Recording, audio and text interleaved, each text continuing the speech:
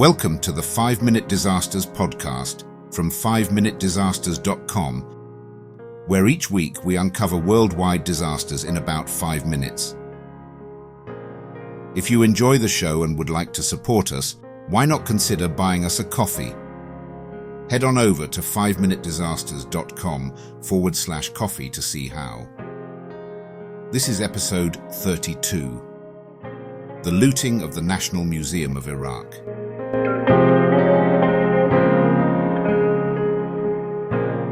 The looting of the National Museum of Iraq in April 2003 stands as one of the most tragic cultural losses in modern history.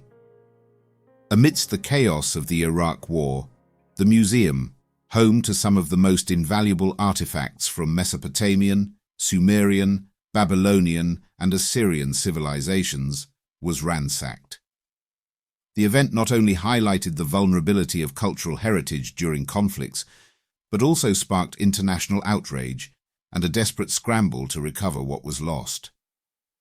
Situated in Baghdad, the National Museum of Iraq held one of the world's richest collections of antiquities.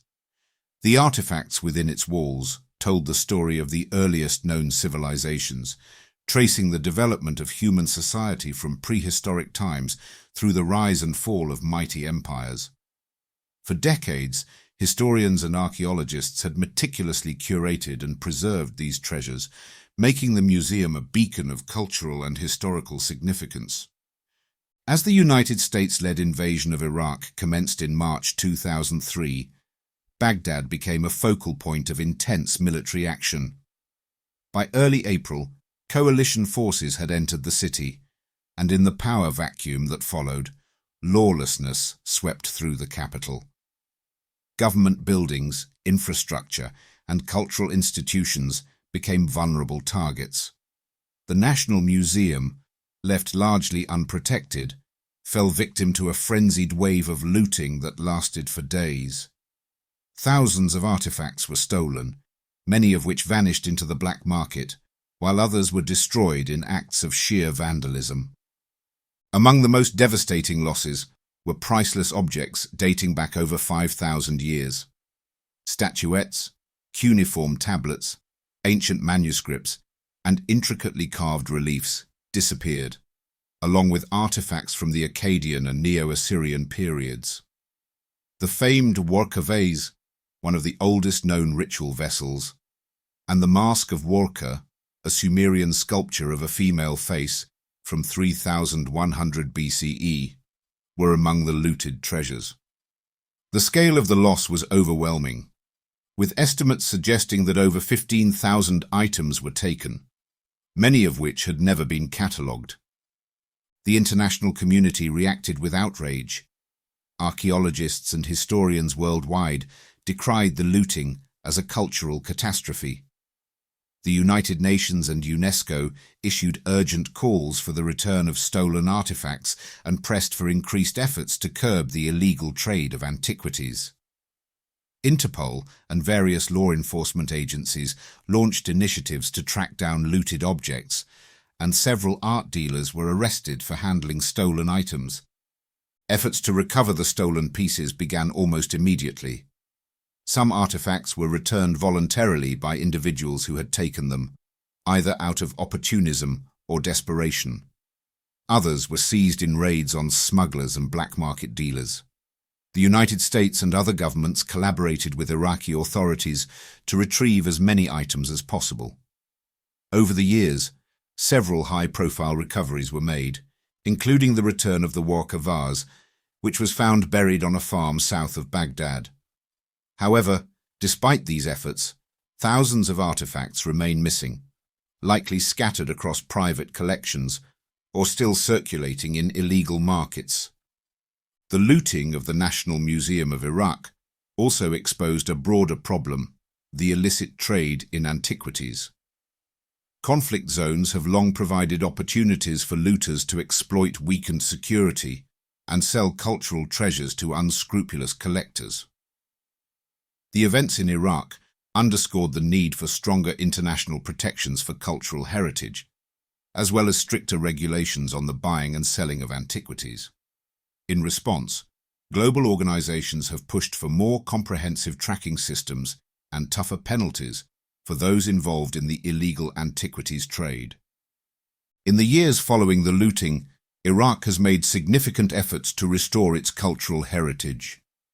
The National Museum reopened in 2009, albeit with many of its halls still empty. Restoration and conservation work has been ongoing, and Iraq has continued to advocate for the return of missing artifacts. Many objects have been located in the United States, Europe, and neighboring Middle Eastern countries, leading to diplomatic negotiations for their repatriation. The looting of the museum serves as a cautionary tale about the fragility of cultural institutions in times of war. The loss was not merely one of physical objects, but of an irreplaceable connection to the past. These artifacts were more than relics. They were tangible links to the history of human civilization, carrying stories of innovation, artistry, and identity. The destruction and dispersal of such treasures represent an immeasurable cultural void.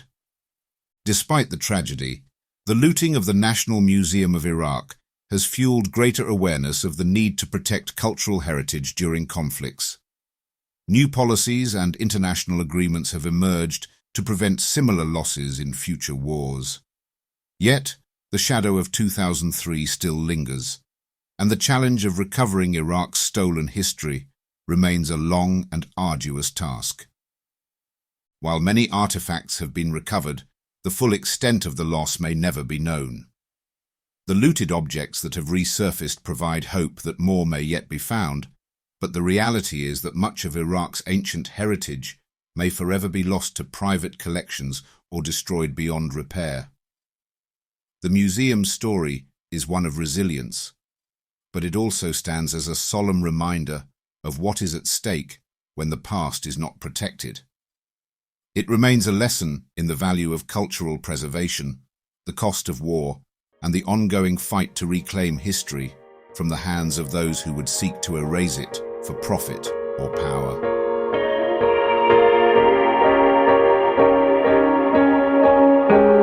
I hope you enjoyed that episode of the 5-Minute Disasters podcast from 5minutedisasters.com. If you did, why not leave us a review wherever you get your podcasts, and don't forget to subscribe so you don't miss any future episodes. If you would like to support us more directly, please consider buying us a coffee. Head on over to 5minutedisasters.com/coffee to see how. Also, please check out our other 5-minute podcasts. You will find them all at 5minuteproductions.com. Thanks for listening, and I'll see you next time.